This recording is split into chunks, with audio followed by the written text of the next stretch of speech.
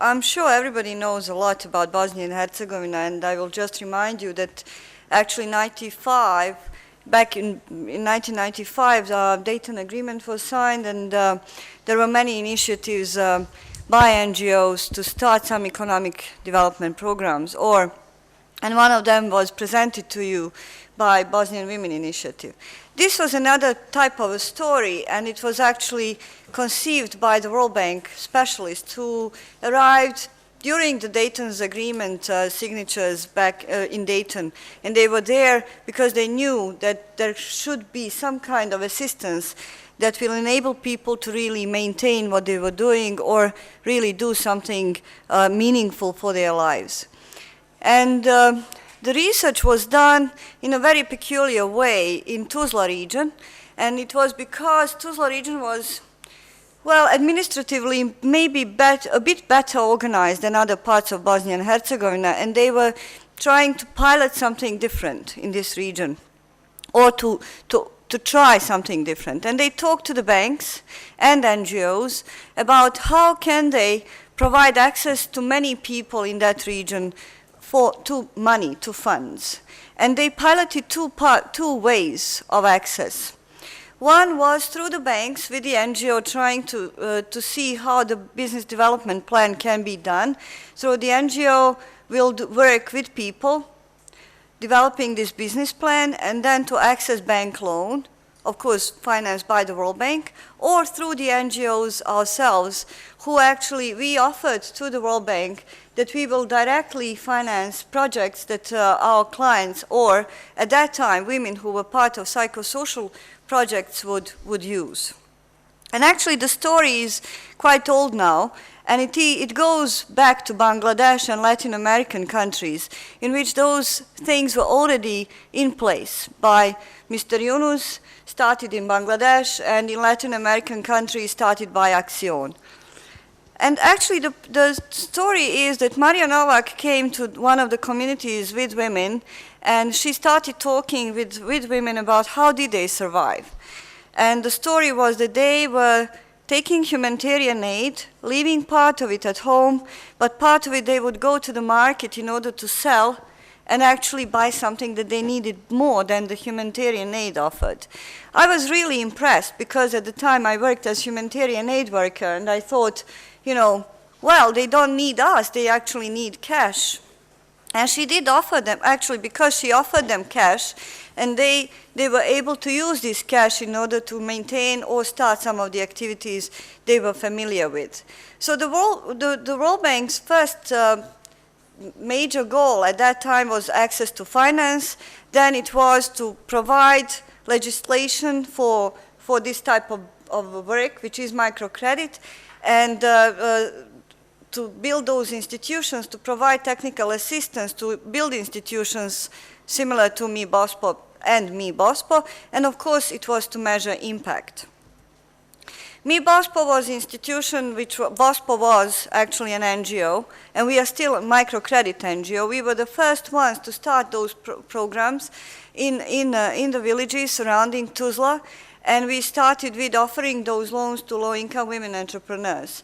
And we really didn't think that anybody needed to really learn how to fish, but we were able to provide this cash to women who were able to use this money for productive purposes. And they did it. And actually, since 1996, first loan was dispersed in March 1996. There were many clients, not only with MI-BOSPO, but many institutions in Bosnia and Herzegovina. And MI-BOSPO is a little bit different because we are the biggest provider for women only. At the moment, we have more than 13 million euros in portfolio, which is money in the hands of our clients. And with the donated equity that we have is some 1.3 million euro, but our equity is actually more than 3 million euros. Our vision and mission are very socially oriented, but it is about low-income entrepreneurship. It is not about enterprises, and our majority of our women actually have income below 250 euros.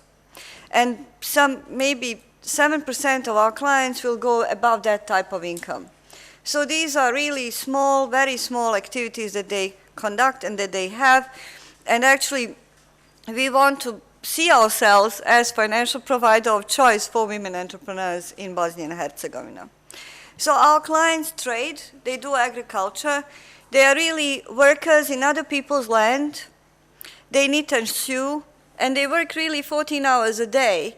And when they prepare the breakfast for their children in the morning, they would go to the field and then come back and knit and weave in order to sell these products. But also what's very important is that they trade at home with with diaspora who send them gifts and trainer sneakers and so on, so they can trade and still accumulate some income. And we really call them entrepreneurs.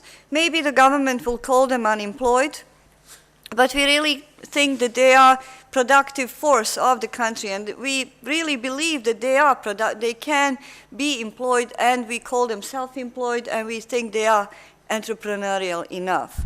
I don't think that anybody counts on them, and that's the government's problem.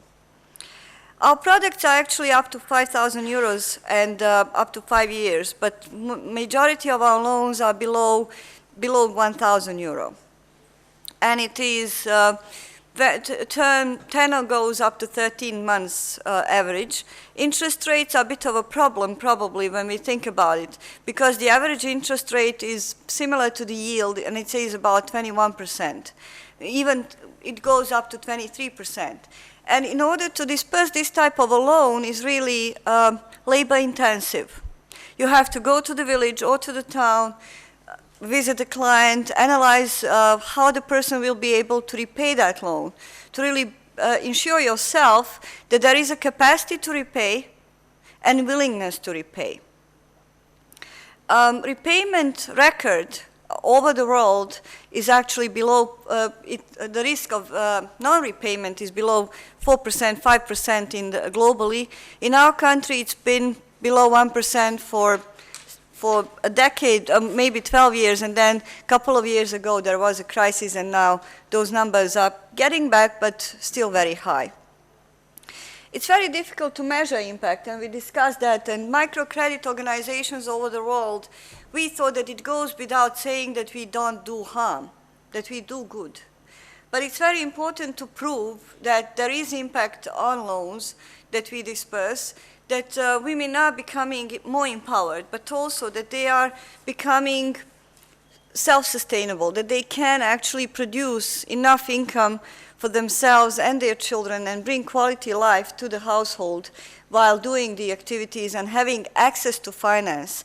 I think that the key word is access, and in Bosnia and Herzegovina this has been achieved. It's not easy to get funds. It's become a little bit more difficult over the last couple of years, but there is, the financial market is segmented. Actually, we have banks and we have microfinance institutions who serve different segments of people who need funds. It's a very new challenge for our sector in the country to really stay in the market, not to go away from the market and get afraid. But the problem was there because microcredits showed that our clients are viable, and banks really rushed into our market and our segments, and that created a bit of a problem.